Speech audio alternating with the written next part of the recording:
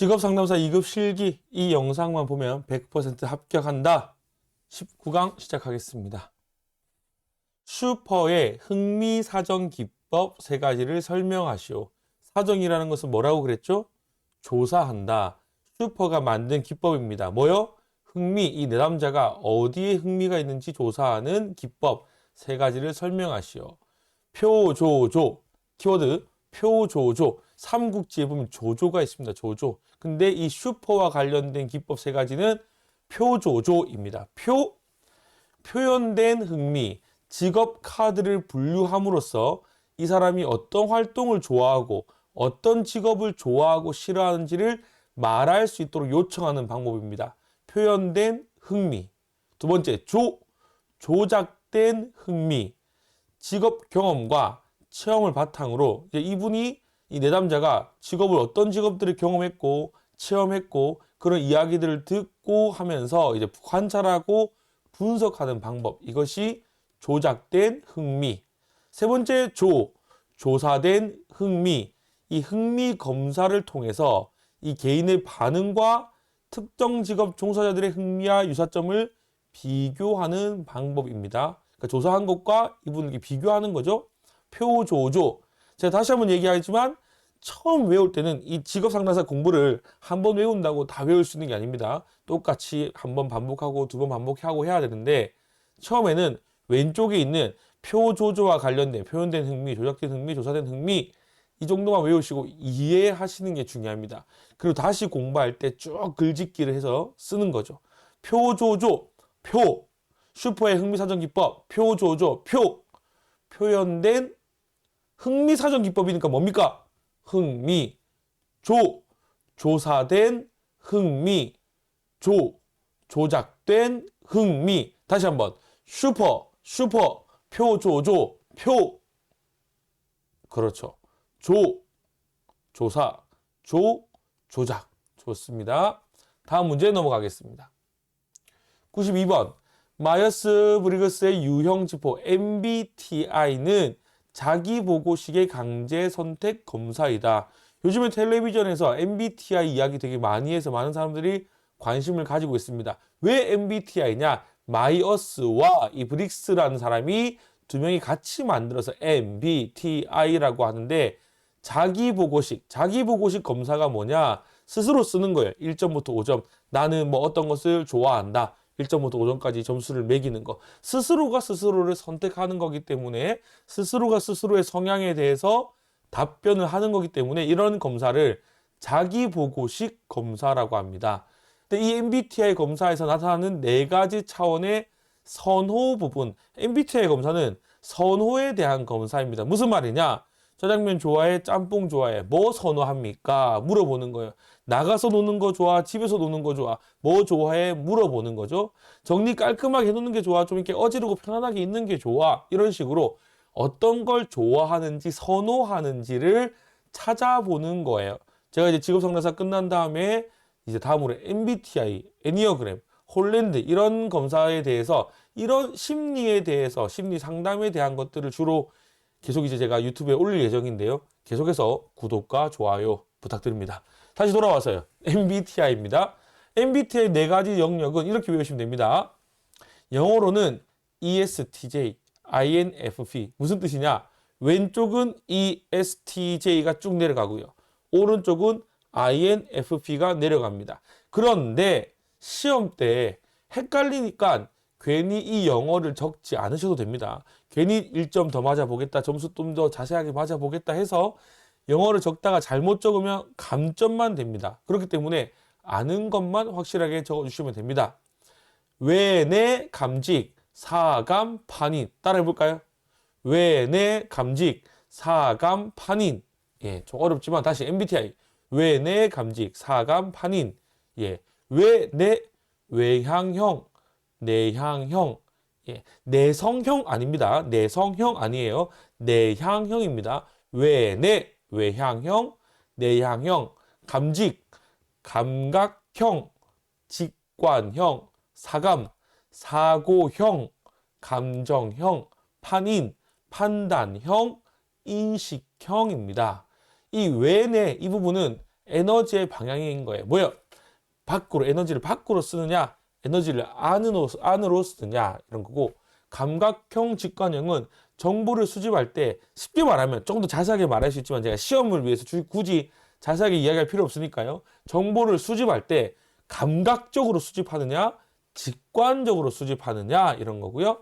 의사결정 관식, 사고형 감정이 뭐냐면 무언가 내가 결정을 내릴 때 사고에서 결정하는지 감정적으로 결정하는지, 생활 방식, 판단 인식은 나의 생활 방식이 판단형인지 인식형인지를 말해주는 거예요. 그런데 영어도 외울 필요 없고요. 혹시나 오른쪽에 이 에너지 방향, 정보 수집, 의사결정, 생활 방식 이 부분도 굳이 외우시지 않으셔도 됩니다. 중요한 거는 외내, 감지, 사감, 판인. 다시 한번. MBTI 네 가지 차원 선호 부분 외내 뭐죠? 외향형, 내향형, 감각형, 직관형, 사고형,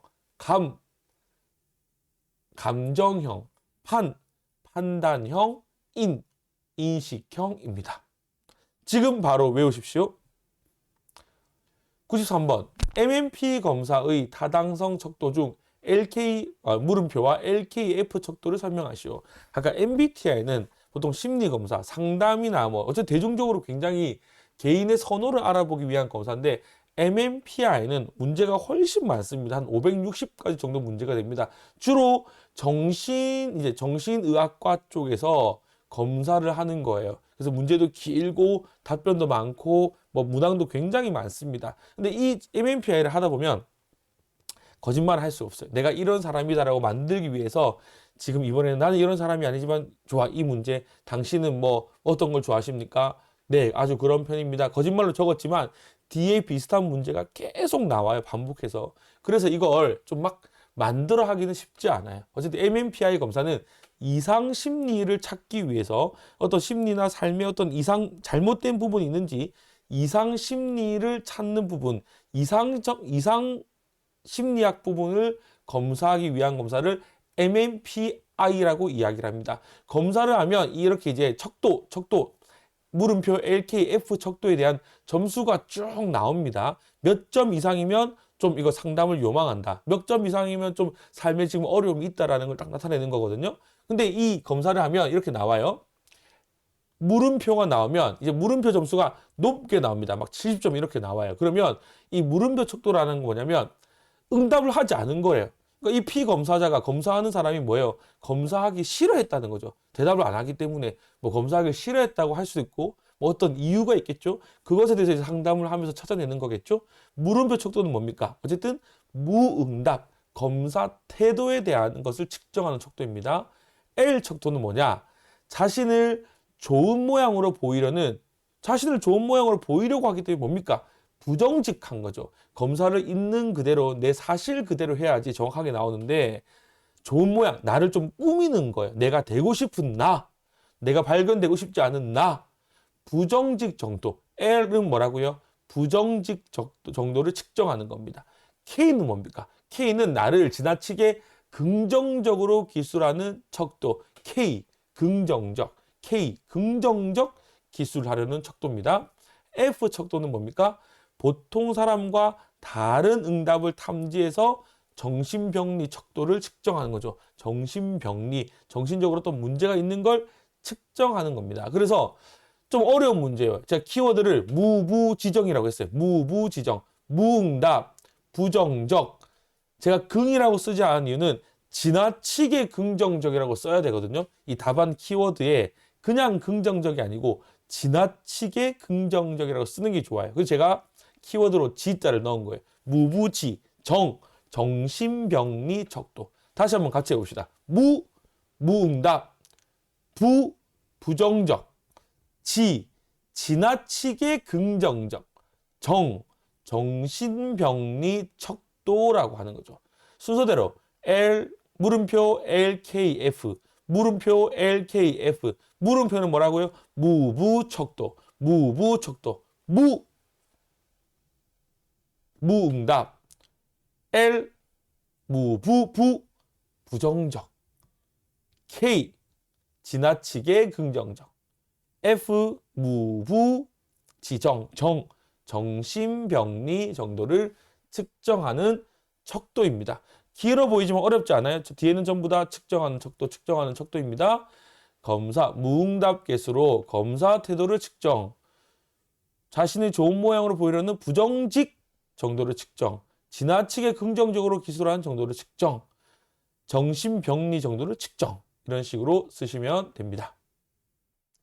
94번 빅5 성격 요인에서 5요인을 열거하시오. 뭐냐면 사람들을 이렇게 한번 딱 조사를 해봤더니 성격의 대표적인 5가지 요인이 있다라는 거예요. 모든 사람이 이 대표적인 성격의 5가지 성격이 많고 적고 뭐 아주 강화되고 조금 뭐 부족하고 이렇다라는 거죠.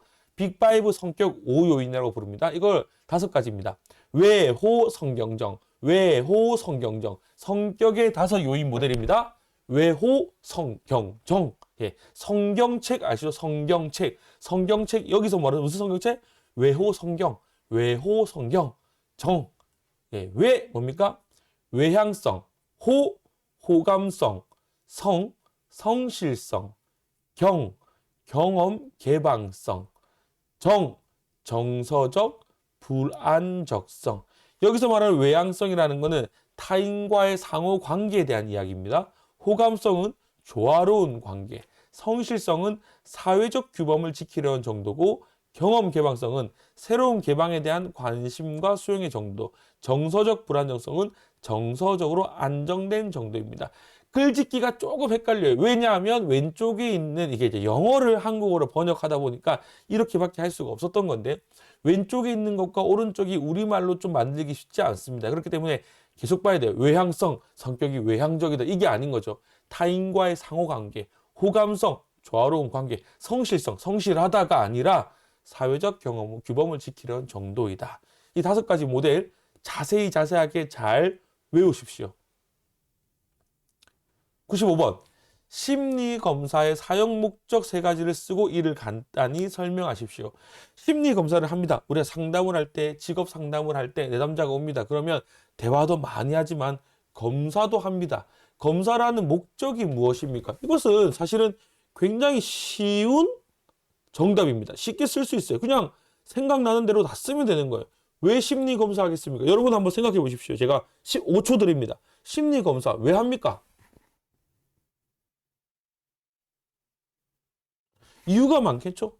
내담자의 뭐 걱정이나 고민을 깊이 알기 위해서, 내담자와 상담하기 위한 필요한 자료들을 수집하기 위해서, 뭐 내담자의 현재 상황을 판단하기 위해서, 뭐 내담자의 이상적인 정신병리를 알기 위해서, 내담자가 선호하는 것이 무엇인지 알기 위해서, 이런 식으로 굉장히 많은 것들을 그냥 쭉 쓰기만, 이거는 공짜로 점수를 주는 문제죠.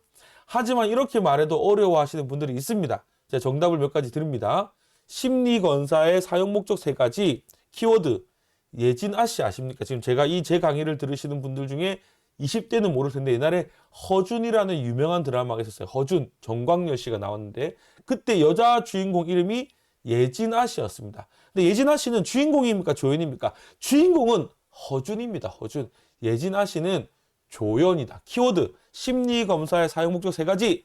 예진아 씨는 조연이다. 예진, 조연. 예측의 기능. 검사를 통해서 미래의 행위와 성취 정도를 예측하는 거죠. 진단의 기능. 개인의 행동에 대한 문제와 원인을 진단하는 거다. 조연, 조사적 연구 기능. 연구 목적을 위해서 집단의 일반적인 경향을 알고자 한다. 예진아 씨는 조연이다. 다시 한번. 예측의 기능. 진단의 기능. 조사적 연구 기능. 쭉 써보세요. 예측의 기능은 뭐에 대해서 쓸 수 있겠습니까? 어떻게 쓰시겠어요? 예측의 기능. 이 내담자의 미래가 어떻게, 어떤 직업을 가질지, 어떤 직업을 만족해야 할지 예측하는 기능이다. 진단의 기능. 개인에 대해서 문제와 원인을 진단하는 기능이다. 조사적 연구 기능. 연구 목적을 위해서 이렇게 그냥 쓰면 되는 겁니다. 어렵지 않죠? 심리검사의 사용 목적 3가지. 예진아 씨는 조연이다. 네, 오늘도 수고하셨습니다. 다음 강에서 뵙겠습니다.